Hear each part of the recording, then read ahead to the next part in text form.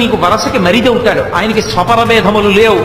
ఆయన వృషద్విచిత్ర తల్పయో భుజంగముక్తికస్రజో గరిష్టరత్నలుష్టయో తురుద్విపక్షభట్టయో తృణారవింద చక్షుషో ప్రజామహీ మహేంద్రయో సమప్రవర్తయన్మన కదా సదాశివం భజే.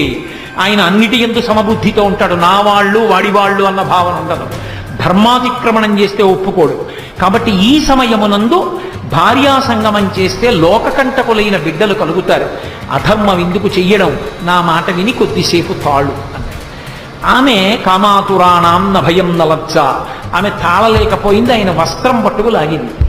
ఆయన వెంటనే వెళ్ళాడు. ఆమె కోరుకున్న సుఖాన్ని ఆమెకి కటాక్షించి వచ్చి ఆచమనం చేసి ప్రణవాన్ని జపం చేయడం ప్రారంభం చేశాడు. కొంతకాలం అయిన తర్వాత ఆమె గర్భం ధరించి వచ్చి అడిగింది, నేను గర్భం ధరించాను నీ తేజస్సు వల్ల. ఆయన వెంటనే దివ్య దృష్టితో చూసి అన్నాడు, రమించకూడని ఉగ్రవేళలో నన్ను నిగ్రహించి నాతో రమించావు, కాబట్టి నీ కడుపున పుట్టేటటువంటి